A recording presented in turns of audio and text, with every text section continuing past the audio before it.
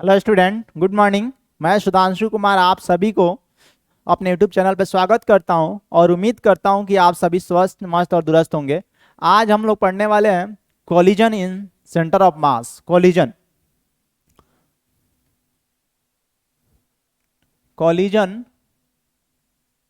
In centre of mass.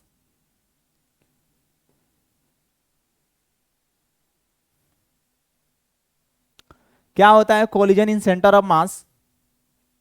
कि हम लोग देखे होंगे कि रियल लाइफ में भी कहीं जा रहे हैं, आपस में रोड पे दो बाइक लड़ गए, दो साइकिल लड़ गए, दो कार लड़ गए, एक स्कूटी एक साइकिल लड़ गए, एक बाइक और एक स्कूटी में टक्कर हो गई। ये सब रियल लाइफ का कोलिजन है। बट सेंटर ऑफ मास में हमें कोलिजन कुछ ऐसा ही है कि कोलिजन को पढ़ना है। बट इसमें चीज़ें क्या होते हैं वो देखना कि क्यों कोलिजन होता है। तो कोलिजन से पहले हम लोग चीज़ें थोड़ा सा समझेंगे कि मान लो ये एक रोड है, एक रोड है, स्ट्रेट रोड है, और इस पे दो दो कार चल रही है, दो कार चल रही है। एक कार ये है, ए है, जो मान लो ये 10 मीटर पर सेकंड से ये चल रहे हैं, और यहां दूसरी एक कार है, अलग कलर बदल लेते हैं, ये एक कार है, इसकी स्पीड जो है मान लेते हैं 50 मीटर पर सेकंड है। दो कार है, तो क्या हो रहा होगा इन दोनों के बीच में कि अगर बी जो है यहाँ पे है, ए यहाँ पे है, तो इन दोनों के बीच का डिस्टेंस जो है टाइम के साथ साथ, कि अभी इनिशियली जो है हमने किसी टाइम पे देखा तो पाया कि इन दोनों के बीच का जो डिस्टेंस है मान लो 100 मीटर है, 100 मीटर है। हम लोग कार में मान लेते हैं कि कार में हम लोग बैठ के जाते हैं, तो रोड पे ऐसा कभी देखा होगा कि हमारे आगे का जो कार है उसकी स्पीड ज़्यादा है।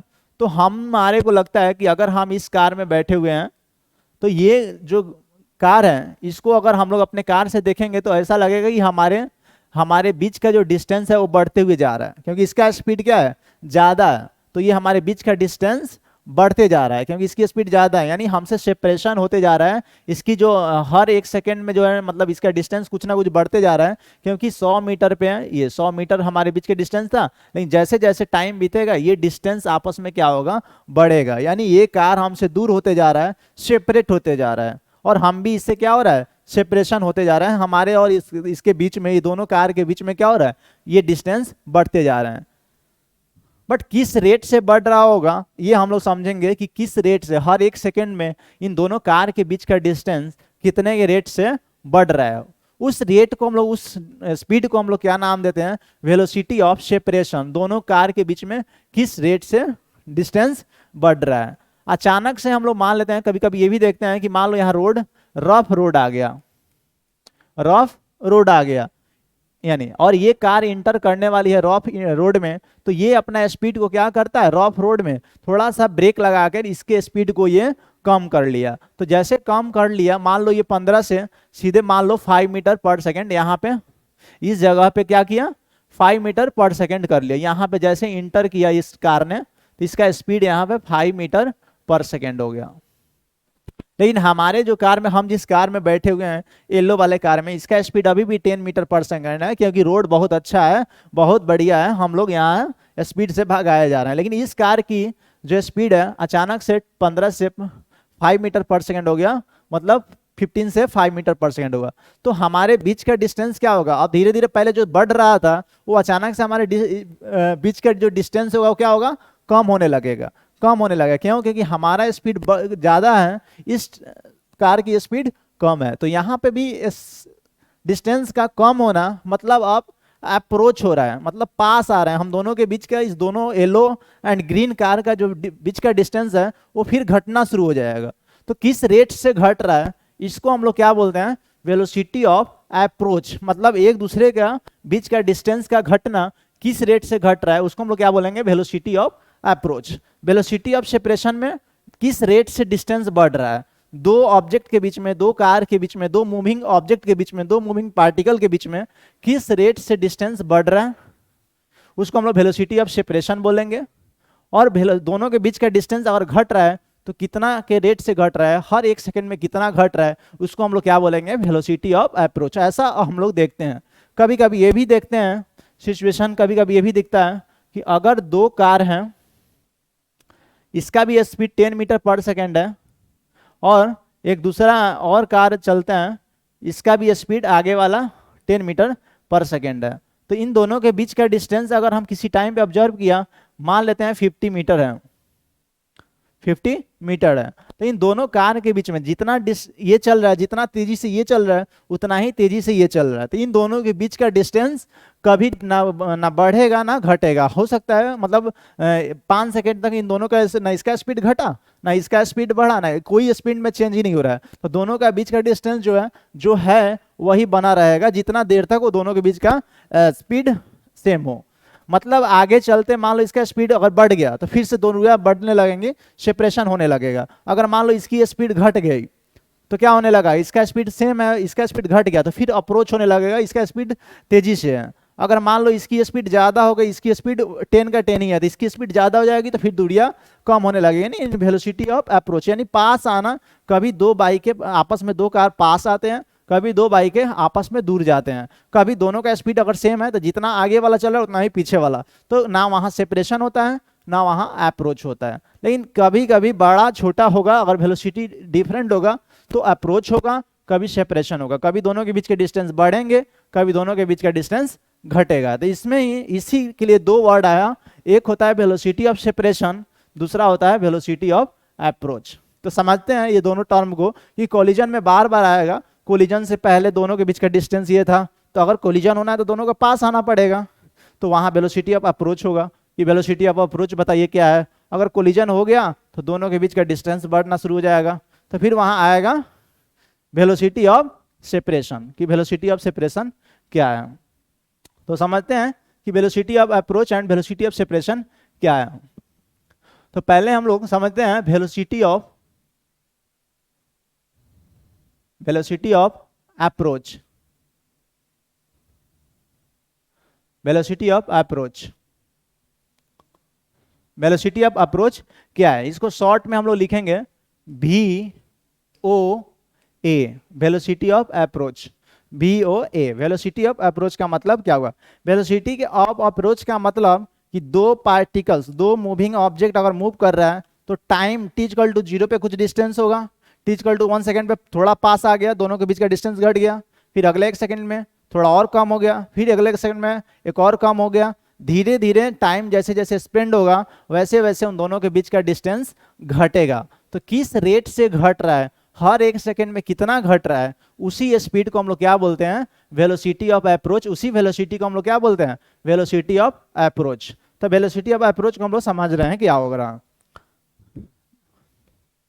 जैसे मान लेते हैं कि हमारा एक अभी मान के चल रहा है कि ये स्मूथ सरफेस है, स्मूथ सरफेस है और इस पे दो मूविंग पार्टिकल्स हम लोग ले रहे हैं, ये एकदम से स्मूथ है। स्मूथ हम इसलिए ले रहे हैं क्योंकि अगर फ्रिक्शन हुआ तो टाइम के साथ साथ दोनों का स्पीड चेंज होने लगेगा। हम चाहते हैं कि दो मूविंग ऑब्जेक्ट को देखें कि उनके बीच का डिस्टेंस कैसे घट रहा है, कैसे बढ़ रहा है। तो वेलोसिटी को हम लोग नहीं चाहेंगे चेंज करना, ये जो बॉडी का वेलोसिटी है उसी बॉडी से मूव करे, इसलिए हम लोग इसने क्या किया, स्मूथ रखा। स्मूथ मतलब फ्रिक्शन नहीं है, यानी म्यू का वैल्यू 0।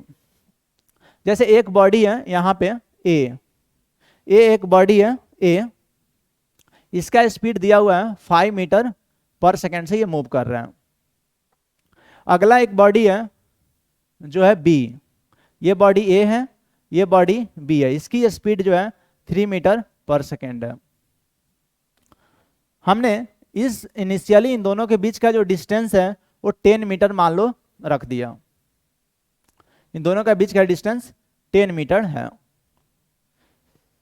क्या होगा, इसका स्पीड ज्यादा है, यानी ये जो पॉइंट है मान लेते हैं यहां से मेजरमेंट होगा हर चीज, तो ये 0,0 मान लिया और ये 10 मीटर यहां से 10 मीटर किया, तो इस पॉइंट का जो लोकेशन होगा वो क्या होगा, कोऑर्डिनेट होगा 10,0। ये वाई एक्सिस हमने परपेंडिकुलर माना है, उसको ड्रॉ नहीं किया, सिर्फ मानते हैं कि हम ना एक्स एक्सिस के अलोंग मूव कर रहे हैं। इस रोड को हमने मान लिया एक्स एक्सिस के अलोंग है, ये हॉरिजॉन्टल सरफेस एक्स के अलोंग है, तो मोशन इसी के अलोंग है। इसका स्पीड बदल नहीं रहा है क्योंकि देयर इज नो फ्रिक्शन, यहाँ फ्रिक्शन नहीं है, और यहाँ पे भी इसका स्पीड क्या हो रहा है चेंज नहीं हो रहा है, क्योंकि इसका भी स्पीड टाइम के साथ वही रहेगा। तो देखते हैं कि इन दोनों के बीच में कितना क्या हो रहा है। पहले इन दोनों टाइम के साथ साथ सेपरेट होगा कि अप्रोच होगा। पहले क्या हो रहा है, एक टाइम पे तो कोलिजन होने वाला है, क्योंकि हम देख रहे हैं कि इसकी स्पीड क्या है, ज्यादा है। तो ये क्या होगा, ये आपस में जाके इसको टक्कर मारेगा, इसकी स्पीड चेंज होगा, फिर इस पे ये बॉडी पे टक्कर मारेगा, इसका भी स्पीड 5 से कुछ और हो जाएगा, क्योंकि कोलिजन होने वाला है। तो कोलिजन से पहले और कोलिजन के बाद क्या होने वाला है, कोलिजन से पहले ये दोनों बॉडी आगे बीच का डिस्टेंस घट रहा है कि बढ़ रहा है। हम मान रहे हैं कोलिजन से पहले के बात कर रहे हैं, तो इन दोनों के बीच का डिस्टेंस टाइम के साथ बढ़ रहा है कि घट रहा है। देखते हैं क्या होता है। मान लिया एक हमारा एक उसी हॉरिजॉन्टल सरफेस को, वही सरफेस पे ये t इक्वल टू 0 पे हमने ये डायग्राम बना के रखा है। एट t इक्वल टू 0 यहां लिख देते हैं, at t equal to 0 second का ये कॉन्फ़िगरेशन है। आफ्टर 1 सेकेंड, आफ्टर 1 सेकेंड के बाद क्या होगा देखते हैं हम लोग। यहां पे वही सरफेस है, t इक्वल टू 1 सेकेंड पे हम लोग देखते हैं कि क्या हो रहा है।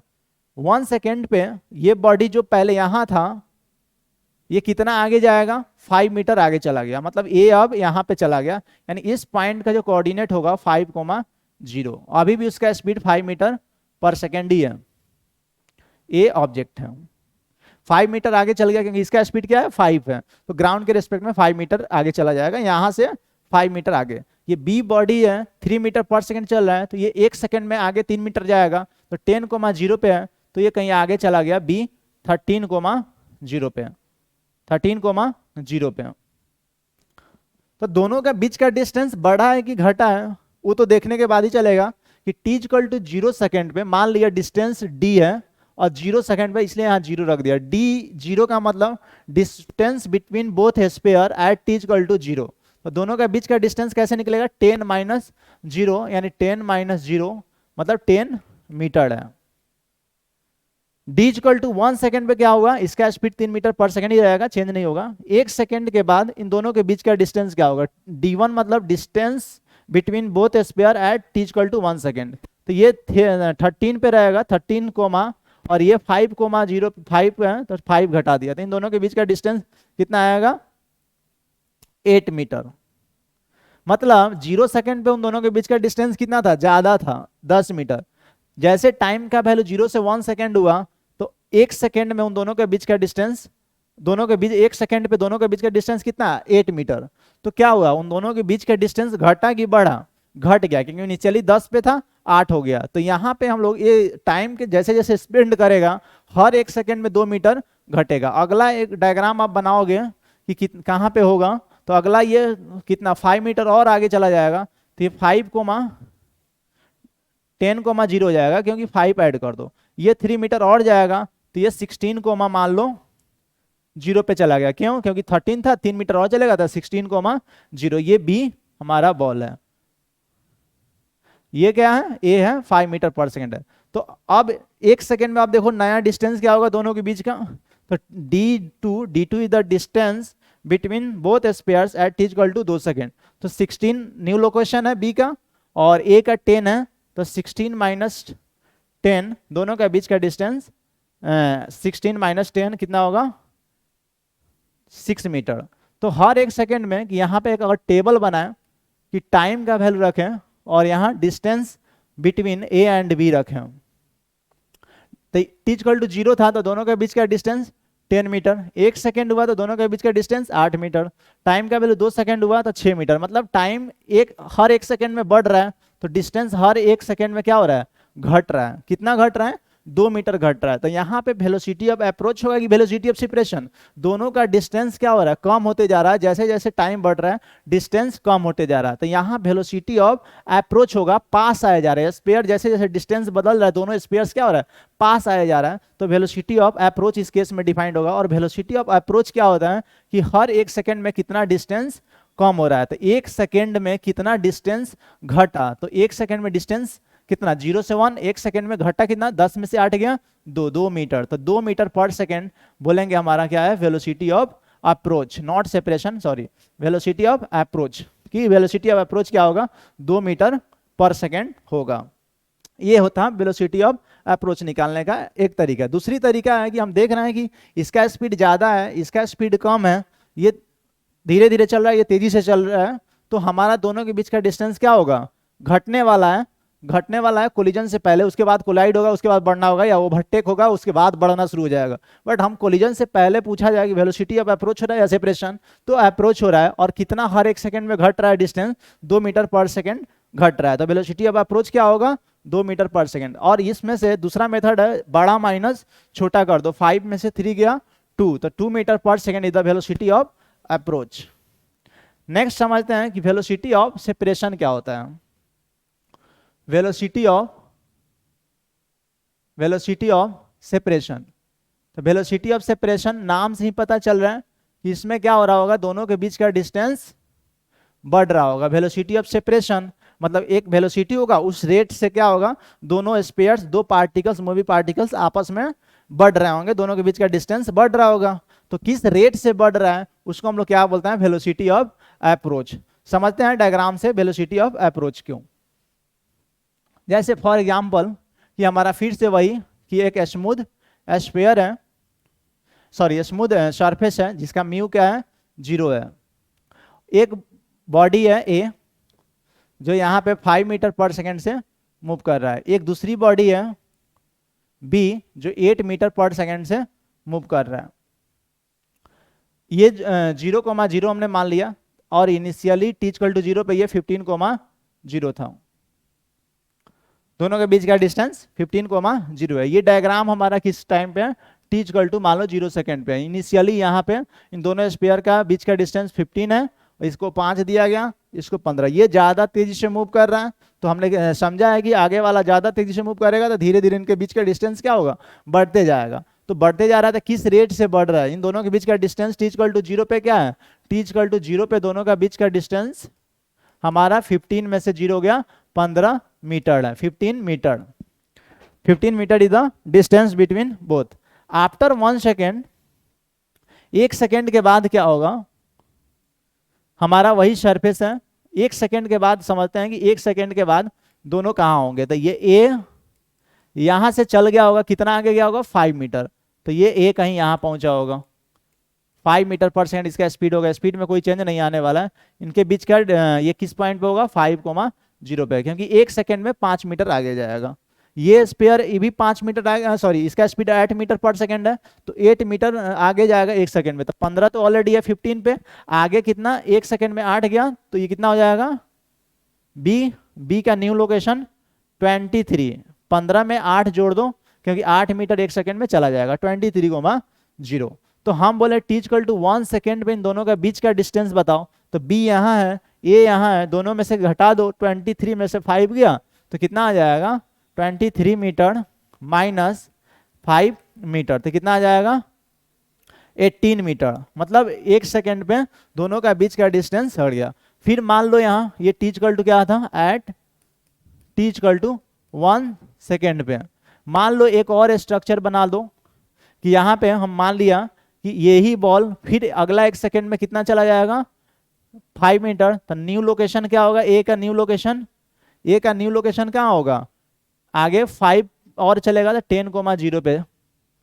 ये एट t इक्वल टू कितना है, 2 सेकेंड पे है। फिर से ये बॉल कितना जाएगा, बी 8 मीटर और जाएगा, तो 8 मीटर और जाने से बी इधर आ जाएगा कहीं इस साइड पे। बी का न्यू लोकेशन क्या होगा, 23 में क्या जोड़ देंगे, 8 जोड़ देंगे तो 31,0। तो t इक्वल टू इन दोनों के बीच का distance, t equal to 2 second पे इन दोनों के बीच का डिस्टेंस क्या होगा, तो 2 सेकेंड में हम लोग निकाले 31 में से कितना घटा देंगे 10, तो 21 मीटर। यानी यहाँ एक टेबल हम लोग बनाना चाहें, कैसे बनाएंगे कि डिस्टेंस, टाइम का वैल्यू यहाँ रख दिया कि टाइम, और यहाँ distance between A and B. तो टाइम का वैल्यू अगर 0 है तो दोनों के बीच का डिस्टेंस 15 मीटर था। टाइम अपना वैल्यू चेंज किया, 1 सेकेंड से 0 से 1 हुआ, तो दोनों के बीच का डिस्टेंस कितना हो गया, 18 मीटर। फिर टाइम का वैल्यू 2 सेकेंड हुआ, तो 2 सेकेंड हुआ तो दोनों के बीच का डिस्टेंस 21 मीटर। मतलब हर 1 सेकेंड में दिख रहा है कि डिस्टेंस बढ़ रहा है कि घट रहा है, डिस्टेंस यहाँ पे बढ़ रहा है। तो बढ़ रहा है तो यहाँ वेलोसिटी ऑफ सेपरेशन होना चाहिए या वेलोसिटी ऑफ अप्रोच डिफाइंड होना चाहिए?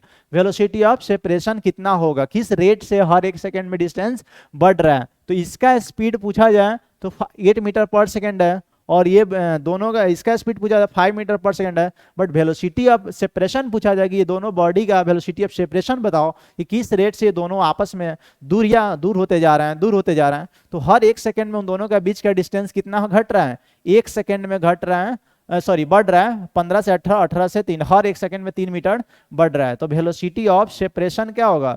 Velocity of separation will be 3 metre per second. यही हमारा वेलोसिटी ऑफ सेपरेशन हुआ। फील आना चाहिए कि वेलोसिटी ऑफ ये सेपरेट हो रहा है कि पास आ रहा है। इसका स्पीड कम था, इसका स्पीड ज्यादा था, तो ये ज्यादा चलेगा जबकि ये कम चलेगा। तो ये हर एक सेकंड में कितना चल रहा है, 8, जबकि ये 5 चल रहा था। पर सेकंड 3 मीटर ये कम चल रहा है इसके रेस्पेक्ट में। बट ये स्पेयर हर एक सेकंड 3 मीटर ज्यादा चल रहा है इसके केस में। तो दोनों के बीच के डिस्टेंस क्या होगा? बढ़ते जाएगा। कितना के रेट से बढ़ेगा? 3 मीटर पर सेकंड। तो ये वेलोसिटी ऑफ सेपरेशन हुआ। तो ये था velocity of separation and velocity of approach. Second cases आते हैं कि अगर मान लो 2 स्पेयर्स हैं और दोनों स्पेयर का स्पीड क्या है? सेम है। ये भी 5 मीटर पर सेकंड से चल रहा है, ये भी 5 मीटर पर सेकंड से चल रहा है। तो इन दोनों के बीच का डिस्टेंस क्या होगा? बढ़ेगा क्या बदलेगा, चेंज होगा कि वही रहेगा? अगर मान लो t = 0 पे दोनों के बीच का डिस्टेंस है 20 मीटर है, यानी ये 0,0 पे है, तो ये कितना पे होगा? 20,0 पे। तो ये स्पेयर क्या हुआ? आफ्टर 1 सेकेंड के बाद ये 5 मीटर जाएगा, यानी 5,0 हो जाएगा। और ये 1 सेकेंड में कितना जाएगा? 5 मीटर जाएगा, यानी 25,0 हो जाएगा। तो d0 कितना था? Distance between both at t = 0, 20 metre. और d1 कितना है? Distance between both at 1 second. तो 25 में से 5 गया, कितना आएगा? 20 मीटर अगेन। फिर से मान लो अगला 1 सेकंड में हम पूछा जाए कि ये बॉल कितना जाएगा, तो ये 1 सेकंड में ये 10,0 पे चला जाएगा। अगला 1 सेकंड में ये 5 मीटर और चलेगा, तो ये 30,0 पे चला जाएगा। यहाँ पे भी स्पीड 5 मीटर पर सेकंड है, ये भी 5 मीटर पर सेकंड है। तो दोनों के बीच का डिस्टेंस अभी भी कितना है? d2 भी कितना है? 20 मीटर ही है। यानी टाइम के साथ साथ इन दोनों के बीच का डिस्टेंस में कोई चेंज नहीं हो रहा है। तो यहाँ ना वेलोसिटी ऑफ सेपरेशन होगा, ना ही वेलोसिटी ऑफ अप्रोच होगा। यानी दोनों वेलोसिटी ऑफ सेपरेशन भी 0 और वेलोसिटी ऑफ अप्रोच भी क्या होगा? 0। ना घट रहा है ना बढ़ रहा है, दोनों के बीच का डिस्टेंस ना बढ़ रहा है ना घट रहा है, दोनों साथ साथ चल रहे हैं। दोनों के स्पीड क्या है? सेम है। तो जो डिस्टेंस दोनों के बीच में है वो हमेशा टाइम के साथ क्या रहेगा? मेंटेन रहेगा। तो ये 3 टर्म में था velocity of separation, velocity of approach and velocity of separation. आगे हम लोग देखते हैं कॉलिजन में कि ये बार बार ये टर्म आएंगे। अब हमारा ये स्टार्ट हो रहा है collision in centre of mass. Collision in centre of mass. Collision in centre of mass में हम लोग पढ़ रहे हैं कि हम लोग मान के चलते हैं एक हॉरिजॉन्टल सरफेस है। ये क्या है? हॉरिजॉन्टल सरफेस है। और एक यहाँ एक ब्लॉक है, बी एक ब्लॉक है। इसके एक एंड को क्या किया? स्प्रिंग से कनेक्ट कर दिया। मतलब स्प्रिंग का एक एंड क्या किया? बी से कनेक्ट कर दिया, और एक एंड ऐसे ही पड़ा हुआ है। अभी ये बॉल मान लो ये 5 मीटर पर सेकंड से ये चल रहा है। अभी ये ब्लॉक क्या है? 5 मीटर पर सेकंड से चल रहा है। इस बॉल का जो ये ब्लॉक का जो मास है, मास जो है बी का, मान लो 5 kg है। 5 kg नहीं, 3 kg है। मान के चलते हैं हम लोग कि इस ब्लॉक का स्पीड क्या है? 5 मीटर पर सेकंड है, और इसका मास क्या है? 3 kg है। एक दूसरा ब्लॉक हम लोग ले लिए, यहां से कुछ दूरी पे है। इसका मान दिए ये ब्लॉक ए है, और इसका स्पीड मान लेते हैं हम लोग 10 मीटर पर सेकंड है। 10 मीटर पर सेकंड है। इसका मास हम लोग मान के चलते हैं कि 5 kg है। 5 kg है। पहली बात क्या होने वाला है, अगर ये रफ हमारा सरफेस क्या है? सरफेस को हम लोग मान रहे हैं स्मूथ है, कोई फ्रिक्शन विक्शन नहीं है, तो दोनों ब्लॉक का स्पीड नहीं घटने वाला है, म्यू क्या है, 0 है, स्मूथ है एकदम, म्यू 0, मतलब इसका स्पीड भी 10 ही रहेगा, इसका स्पीड भी क्या होगा, 5 ही होगा, जब तक ये कोलिजन ना हो जाता है, ये चल रहे हैं। तो पहले बात यहाँ कोलिजन होगा कि नहीं होगा, पहले ये देखना है कोलिजन होने के चांसेज हैं कि नहीं।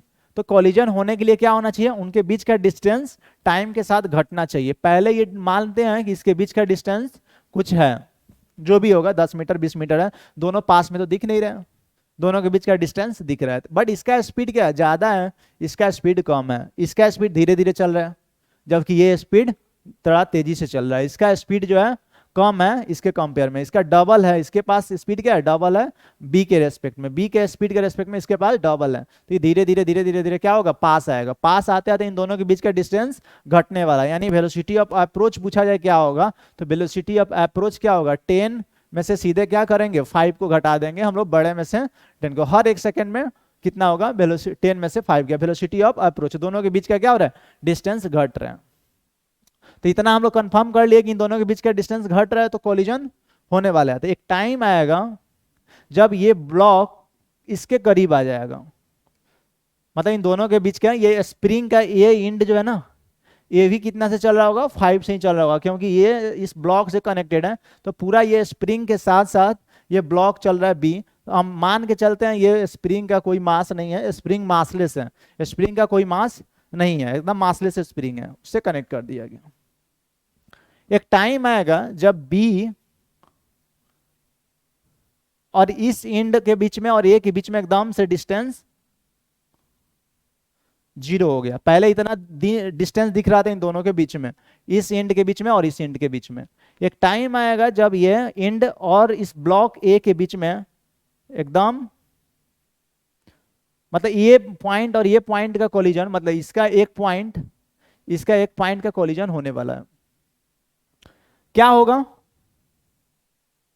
ये दोनों के बीच में इसका स्पीड 5 था, जबकि इसका स्पीड, जैसे ये कांटेक्ट में आएगा तो इस एंड का स्पीड क्या हो जाएगा, इस ब्लॉक का जो स्पीड रहा होगा वही, मतलब इसका स्पीड क्या हो गया, 10 मीटर पर सेकेंड। पहले ये 10 और ये एंड कितना से, ये तो एंड बी के कांटेक्ट में है, तो ये बी के एंड का कांटेक्ट में है, तो इस एंड का स्पीड 5 मीटर पर सेकेंड, जबकि ये एंड पहले 5 से कांटेक्ट था, लेकिन ये जैसे बी ने आके इसमें टच किया तो इसका स्पीड क्या हो गया, इस एंड का स्पीड 10 मीटर पर सेकेंड हो गया।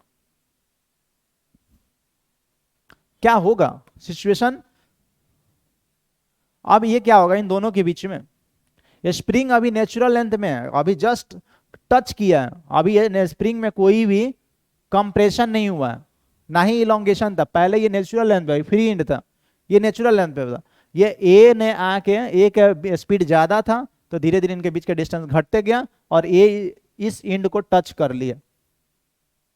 अभी इसका स्पीड 10 है, ये 5 है और ये नेचुरल लेंथ में, अभी इसमें स्प्रिंग में कोई कंप्रेशन नहीं है, बट इस एंड का स्पीड कम है जबकि इस स्पिंड का स्पीड ज्यादा है। तो अभी हम लोग पढ़ रहे हैं कि velocity of separation and velocity of approach, कि ये एंड क्या हो रहा है, स्प्रिंग का 2 एंड है, स्प्रिंग का 2 एंड है, ये वाला एंड और ये वाला एंड।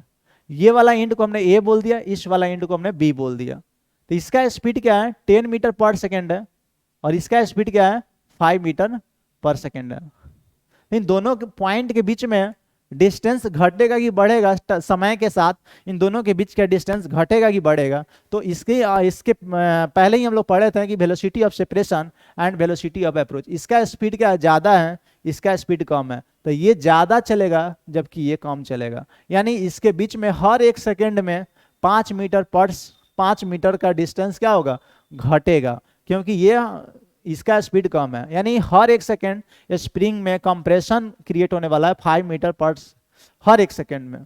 तो क्या होगा, इसमें जैसे कंप्रेशन क्रिएट होगा तो इस ब्लॉक पे अगर देखा जाए तो क्या होगा कि ये जो ब्लॉक है ए, इसमें मान लो कंप्रेशन होना शुरू हो गया और ये बी में भी स्प्रिंग में कंप्रेशन हुआ, तो ए पे एक इधर की तरफ फोर्स लगेगा, स्प्रिंग फोर्स, और बी पे भी एक फोर्स लगेगा, स्प्रिंग फोर्स। ये वेरिएबल होगा फोर्स, क्योंकि स्प्रिंग फोर्स क्या होता है, K × X, जहाँ x is the natural length है, उसके डिस्टेंस में कितना इलोंगेशन है या कितना कंप्रेशन है, कितना लेंथ कंप्रेशन है। तो यहाँ हम देख रहे हैं कि जैसे कंप्रेस होगा तो स्प्रिंग फोर्स डेवलप हो जाएगा, और स्प्रिंग जो फोर्स लगाएगा ए पे इधर की तरह और बी पे इधर की तरह। मतलब अब यहाँ तक तो यहाँ इसका मोमेंटम पूछा जाए कितना इसका मोमेंटम था, तो mass into velocity is called momentum, और इसका मोमेंटम कितना था, इसका मास इंटू वेलोसिटी 3 kg का 5 से मल्टीप्लाई कर दो तो 5 इंटू 3। समझते हैं क्या होगा, ये स्प्रिंग में जैसे कंप्रेशन स्टार्ट होगा ये स्प्रिंग इस पे फोर्स लगाना शुरू करेगा, यानी इसके मोमेंटम को कम करेगा, इसके स्पीड को कम करेगा, तो मोमेंटम को भी कम करेगा। इसके स्पीड को क्या करेगा, बढ़ाएगा। जिस रेट से इसके मोमेंटम को कम करेगा उतना ही रेट से इसको मोमेंटम को बढ़ाएगा, मतलब इसका स्पीड बढ़ेगा। फाइनली क्या होने वाला है, इसका स्पीड धीरे धीरे बढ़ेगा, इसका स्पीड कम होगा। एक टाइम आएगा कि 10 से ये 9 हुआ, मान लो ये 5 से 6 हुआ, ये स्पीड बढ़ना शुरू होगा, ये घटना शुरू होगा, यानी इससे का मोमेंटम कम होगा, इसका मोमेंटम ज्यादा होगा, बढ़ेगा, इंक्रीज करेगा। लेकिन हम लोग देखा जाए तो इस सिस्टम पे कोई भी एक्सटर्नल फोर्स नहीं है। स्प्रिंग ये जो भी 2 ब्लॉक्स रखे गए हैं ये एक रफ सरफेस पे रखा गया है, तो there is no external force. अगर सिस्टम में हम लोग क्या किए, सिस्टम में अगर हम दोनों को मान रहे हैं कि ए एंड बी क्या है, दोनों हमारा सिस्टम में है, दोनों को हम लोग सिस्टम में मान रहे हैं, तो कोई भी ऐसा फोर्स नहीं है इन दोनों पे जो एक्सटर्नल फोर्स है। एक्सटर्नल फोर्स कोई भी सिस्टम पे नहीं है, ए एंड बी में हॉरिजॉन्टल डायरेक्शन में कोई फोर्स नहीं है। तो हॉरिजॉन्टल डायरेक्शन में कोई फोर्स नहीं है, तो velocity of centre of mass क्या होगा, velocity of centre of mass कैसे निकाल रहा है, 10 into 5, 10 into 5 plus 5 into 3 divided by total mass. Total mass कितना होगा, 5 और 3 8, तो ये कितना हो गया 10 5 50 और 15 65 बाई 8 मीटर पर सेकेंड। यानी एक्सटर्नल फोर्स कोई है ही नहीं सिस्टम पे, तो velocity of centre of mass हमेशा कांस्टेंट रहेगा। एक का वेलोसिटी जरूर घट बढ़ सकता है, इसका बढ़ेगा, इसका घटेगा, लेकिन velocity of centre of mass हमेशा क्या होगा, सेम स्पीड से चलेगा, क्योंकि एक भी एक्सटर्नल फोर्स नहीं है। तो अगर velocity of centre of mass नहीं बदल रहा है तो सिस्टम का जो मोमेंटम होगा, मोमेंटम ऑफ सिस्टम क्या होगा, mass of the system into velocity of centre of mass. हम लोग ऑलरेडी ये सब चीजें पढ़ चुके हैं। अगर एक्सटर्नल फोर्स नहीं है तो velocity of centre of mass नहीं होगा, क्योंकि एक्सटर्नल फोर्स अगर नहीं है तो acceleration of centre of mass क्या होगा, 0 होगा। Acceleration of centre of mass 0 हुआ तो velocity of centre of mass constant हो जाएगा, मास सिस्टम का कांस्टेंट, तो पीसीएम जो होगा मतलब मोमेंटम ऑफ द सिस्टम क्या होगा, कंजर्व रहेगा। तो कोलिजन यहाँ पे क्या हो रहा है, ये कोलिजन तो अभी हम समझ रहे हैं कि कोलिजन कैसे हो रहा है। ये बॉडी जाके टच किया स्प्रिंग में, स्प्रिंग एक दूसरे पे अपोजिट फोर्स लग रहा है, इसके स्पीड को क्या करेगा, कम करेगा, इसके स्पीड को बढ़ाएगा। तो हमें क्या करना है, बट यहाँ सिस्टम का मोमेंटम, इसका तो मास कुछ है ही नहीं, स्प्रिंग का मास लेस है, इन दोनों का मोमेंटम इस तरीके से मैनेज करेगा, ये स्प्रिंग इधर से इधर ट्रांसफर करेगा मोमेंटम को, इसके स्पीड को कम करेगा, इसके स्पीड को बढ़ा रहा है। तो अल्टीमेटली देखा जाए तो इसके मोमेंटम को घटा रहा है, इसके मोमेंटम को बढ़ा रहा है। तो यानी ये स्प्रिंग क्या कर रहा है, एक एजेंट की तरह काम कर रहा है, इससे मोमेंटम लेकर इस बॉडी को दे रहा है। इसी को हम लोग बोलते हैं मोमेंटम का ट्रांसफर होना। और एक्चुअली देखा जाए तो कोलिजन का मतलब ये नहीं है कि 2 बॉडी आपस में फिजिकली एक दूसरे को कोलाइड करे, एक दूसरे को टच में आए, ये दोनों आपस में कांटेक्ट नहीं हो रहा है, लेकिन फिर भी यहां से यहां मोमेंटम का ट्रांसफर हो रहा है स्प्रिंग के थ्रू। तो हम लोग क्या बोलेंगे कि मोमेंटम का ट्रांसफर अगर हो रहा है तो ये कोलिजन ही हो रहा है। कोलिजन का मतलब फिजिकली कोलाइड नहीं करना, मोमेंटम का ट्रांसफर हो जाना किसी ना किसी माध्यम से, एक बॉडी से दूसरे बॉडी में अगर मोमेंटम का ट्रांसफर हुआ है तो हम बोलेंगे क्या, उस बॉडी में कोलिजन हुआ। तो यहां पे क्या हो रहा है कि मोमेंटम का ट्रांसफर होना शुरू होगा, इस बॉडी का स्पीड घटेगा और इस स्पीड का बढ़ेगा, लेकिन इन दोनों का मोमेंटम क्या होगा, हमेशा क्या होगा, कांस्टेंट रहेगा, कंजर्व रहेगा, क्योंकि इस पे कोई एक्सटर्नल फोर्स ही नहीं, हमने पूरे का सिस्टम में मान लिया है। मास सॉरी दोनों का मास, और स्प्रिंग का तो कोई मास ही नहीं है, दोनों ब्लॉक और स्प्रिंग ये तीनों को हमने सिस्टम में ले रखा है, तो मोमेंटम क्या होगा सिस्टम का, ये कंजर्व रहेगा, इस तरीके से घटेगा बढ़ेगा। अब इसको समझते हैं कि थोड़ा सा और डिटेल में क्या हो रहा होगा, कि हमारा एक्चुअल में अगर डायग्राम देखा जाए तो ये ए बॉडी है, इसका स्पीड कितना दे रखा था इनिशियली, ये बी बॉडी है, इसका 5 मीटर पर सेकेंड था, और इस इंड का स्पीड क्या है, ये इंड स्प्रिंग का 5 और ये 10 मीटर पर सेकेंड से जा रहा है। यहां से स्टार्ट हुआ कोलिजन होना, इससे पहले कोलिजन नहीं हो रहा था, जस्ट यहां से अब स्प्रिंग फोर्स अभी नेचुरल लेंथ में है, तो अभी इस पे कोई फोर्स नहीं होगा, स्प्रिंग फोर्स लग ही नहीं रहा होगा। लेकिन अब क्या हम लोग करेंगे, एक डायग्राम बनाएंगे, स्प्रिंग यहाँ पे कर क्या रहा है, स्प्रिंग का काम क्या है समझेंगे, कि ब्लॉक ए के लिए, ब्लॉक ए को, ब्लॉक ए है, इसके दो अकाउंट है। होता है ना कि जब हम लोग खुलवाते हैं अकाउंट, अकाउंट खुलवाते हैं, एक एसबीआई का, एक आईसी बैंक का, या एक एसबीआई ले लो, एक पंजाब नेशनल बैंक ले लो, तो एक ब्लॉक ए के पास भी दो अकाउंट है, दो अकाउंट बनाओ। अब इस दोनों अकाउंट में हम लोग अकाउंट खुलवाते हैं तो पैसे रखते हैं, बट यहाँ ब्लॉक पैसे नहीं रखेगा, यहाँ पे क्या रखेगा, एक में रखेगा मोमेंटम, लीनियर मोमेंटम रखेगा, ये मोमेंटम रखेगा, मोमेंटम रखेगा, एक में क्या रखेगा अपना kinetic energy, kinetic energy. Similarly block B के लिए भी वही होगा, ब्लॉक बी के लिए भी हम लोग देखेंगे तो क्या होगा, दो अकाउंट होंगे, एक में क्या होगा मोमेंटम, एक में काइनेटिक एनर्जी। मोमेंटम को हम लोग जनरली पी से डिनोट करते हैं, पी से, यहां पे भी पी, और ये काइनेटिक एनर्जी को के से डिनोट कर रहे हैं। क्या होगा इनिशियली, इसके मोमेंटम कितना होगा, मोमेंटम इसका कितना होगा, इसका मास कितना दे रखा था, पीछे देखा जाए तो ये 5 kg का था, एक 3 kg का था, इसका मास 5 kg है, जबकि इसका मास 3 kg है। तो इनिशियली इन दोनों के पास मोमेंटम कितना है, 5 × 10, इसके अकाउंट में कितना होगा 50, इसके अकाउंट में 3 × 5 यानी 15। टोटल सिस्टम का मोमेंटम कितना होगा, मोमेंटम टोटल सिस्टम का कितना होगा, इन दोनों को ऐड कर दो यानी 65 टोटल मोमेंटम। स्प्रिंग का मास नहीं है, स्प्रिंग मासलेस है, बट हाँ स्प्रिंग का भी अगर देखा जाए तो एक अकाउंट होगा, इसमें स्प्रिंग रखेगा पोटेंशियल एनर्जी, P मतलब पोटेंशियल एनर्जी, Ke मतलब काइनेटिक एनर्जी, और P मतलब ओनली मोमेंटम। अब शुरुआत करते हैं कि कोलिजन कैसे हो रहा है, देखते हैं। इसका मोमेंटम इनिशियली 50 है, इसके अकाउंट में कितना है मोमेंटम, 3 × 5 यानी 15 मीटर, 15,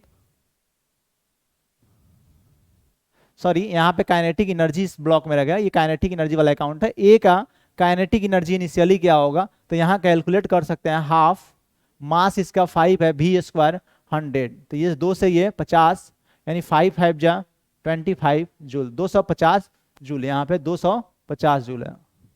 काइनेटिक एनर्जी के अकाउंट में, बी के काइनेटिक एनर्जी वाला अकाउंट में कितना काइनेटिक एनर्जी होगा इनिशियली, तो 1/2 इंटू मास 3 है इंटू v² 25, 75/2 यानी 37.5 जूल, 37.5 जूल।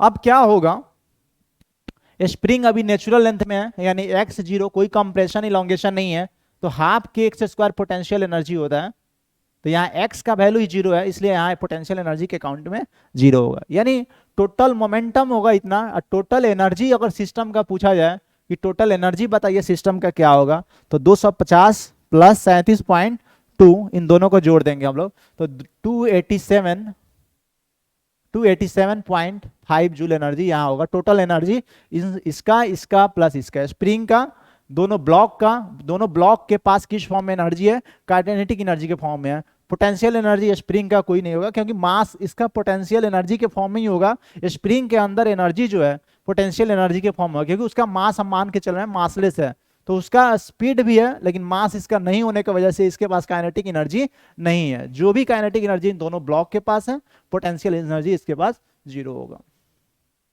अब देखते हैं कोलिजन में क्या होने वाला। कोलिजन में क्या होगा कि जैसे जैसे इसका स्पीड ज्यादा है, इस पॉइंट का स्पीड क्या है, ज्यादा है, तो ये तेजी से मूव करेगा, जबकि ये कम से जाएगा, तो धीरे धीरे ये कंप्रेशन होना शुरू होगा। कंप्रेशन होते होते अब इस स्पीड का जो होगा, इस ब्लॉक का स्पीड पे इधर की ओर फोर्स लगेगा। स्पीड इधर है 10 मीटर पर सेकेंड और फोर्स इधर लग रहा है क्योंकि कंप्रेशन होना शुरू हो जाएगा। भी इसका 10 नहीं होगा, एक्चुअली कुछ घट जाएगा और इसका स्पीड इधर होगा कुछ, मान लो V2 हो गया, ये V1 हो गया। अब फोर्स इस पे किधर लग रहा होगा, इधर की तरफ, स्प्रिंग फोर्स, यहाँ पे स्प्रिंग फोर्स इधर। तो देखा जाए ये ब्लॉक का स्पीड घट रहा है कि बढ़ रहा है, क्योंकि फोर्स उसके वेलोसिटी के अपोजिट है, तो ये फोर्स इस वेलोसिटी को घटा रहा होगा, क्योंकि इसका एक्सेलरेशन इधर होगा। एक्सेलरेशन और वेलोसिटी जब भी अपोजिट होता है तो वो एक्सेलरेशन क्या करेगा, इस वेलोसिटी को कम करेगा, स्पीड को घटाएगा। जबकि इसके स्पीड को क्या करेगा, यहाँ एक्सेलरेशन इधर, वेलोसिटी भी इधर, तो ये एक्सेलरेशन इस फोर्स की वजह से जो भी एक्सेलरेशन आया इसके वेलोसिटी को ये बढ़ाएगा, यानी इसका स्पीड बढ़ेगा। तो यहाँ पे जो दो अकाउंट हम लोग रोल के रखे हैं कि यहाँ पोटेंशियल एनर्जी टोटल जो है, टोटल पोटेंशियल एनर्जी क्या होगा, 15 प्लस 50, ये तो कंजर्व होगा, यानी यहाँ से यहाँ मोमेंटम का ट्रांसफर होना शुरू होगा। एक का मोमेंटम, एक जो बी ब्लॉक है उसका मोमेंटम वाला अकाउंट में वैल्यू बढ़ेगा क्योंकि इसका स्पीड बढ़ेगा, तो ये अपडेट होगा, यहाँ पे चेंज करें। ये कौन करता है, स्प्रिंग का काम है ट्रांसफर करना। इससे कुछ मोमेंटम लेगा, इसके स्पीड को कुछ घटाएगा और ये क्या करेगा, यहाँ दूसरे ब्लॉक को देगा, मोमेंटम का ट्रांसफर होगा। अब कैसे हो रहा है, मान लो किसी टाइम पे इसका स्पीड घट के 10 पे, मान लो इसका स्पीड क्या हो गया, 8 मीटर पर सेकेंड हो गया, तो पूछा जाए कि इसका स्पीड क्या होगा, बताइए। उस टाइम पे जब ये 8 हो गया, 10 से घट के 8 हुआ, तो इसका स्पीड क्या होगा, बताइए। तो हम लोग क्या कर सकते हैं, मास इंटू वेलोसिटी, 8v1 कह रहे हैं, इसका मास तो 5 है, तो 8 इंटू 5 प्लस इसका स्पीड हमें नहीं पता क्या है, बट मास पता है, 3 इंटू V2 मान लो, बराबर इनिशियल मोमेंटम क्या है, सिस्टम का इनिशियल मोमेंटम विल बी, दोनों का सिस्टम का मोमेंटम 65, तो 65 यहां रख दिया, यहां 3v2 और यहां 65 में से 40 घटा दिया, तो 65 माइनस 40 ये कितना आएगा, 25, तो 3v2 विल बी 25, तो V2 का वैल्यू जो आएगा 25/3 मीटर पर सेकेंड, यानी दिख रहा है कि ये लगभग 8 पॉइंट समथिंग के आसपास जाएगा, 8.3 मीटर पर सेकेंड के आसपास ये जाएगा। तो इसका स्पीड क्या हुआ, 10 से 8 हुआ, तो इसका स्पीड 5 से बढ़ के 8.3 मीटर पर सेकेंड हुआ, यानी इसका स्पीड घटा, इसका स्पीड बढ़ा। फिर से एक मोमेंटम का ट्रांसफर पूछा जाए कि इसका मोमेंटम अब कितना रहा, तो इसका क्या करो, इसका मास इंटू वेलोसिटी कर दो, तो इसका स्पीड कितना है, मास क्या है 3, इसका वेलोसिटी है, ये 15 से क्या हो जाएगा 25, इसको मल्टीप्लाई करेंगे तो इसका मोमेंटम क्या होगा 8 इंटू 5, ये 50 से घट के 40 हो गया और ये कितना हो गया 25। तो मोमेंटम का ट्रांसफर ऐसे होगा। अब इसका मतलब क्या हुआ कि इसका स्पीड घटा तो इसका काइनेटिक एनर्जी भी घटा होगा, इसका स्पीड अगर मोमेंटम बढ़ा, स्पीड बढ़ गया तो काइनेटिक एनर्जी भी बढ़ा होगा। तो क्या काइनेटिक एनर्जी जो भी यहाँ से घटा होगा सारा के सारा यहाँ चला गया होगा, इसके काइनेटिक एनर्जी में नहीं है। क्यों, क्योंकि काइनेटिक एनर्जी के कुछ यहाँ पूरा के पूरा जितना ये बढ़ रहा है उतना ही ये नहीं बढ़ रहा है। ऐसा नहीं है कि इसमें हमेशा नेचुरल लेंथ में ही रह रहा, अगर नेचुरल लेंथ में होता तो इस पे फोर्स ही नहीं लगा था, इसका मतलब इसमें हमेशा एक कंप्रेशन बना रहा है, यानी इसमें कुछ एनर्जी पोटेंशियल के फॉर्म में भी हो रहा होगा। यानी जो भी इसके काइनेटिक एनर्जी के अकाउंट से ये ले रहा है स्प्रिंग, तो कुछ तो इस ब्लॉक के काइनेटिक एनर्जी में डाल रहा है और कुछ अपने पोटेंशियल एनर्जी के अकाउंट में डाल रहा है। यहाँ पे अकाउंट अपना खुल रखा है। Thank you so much.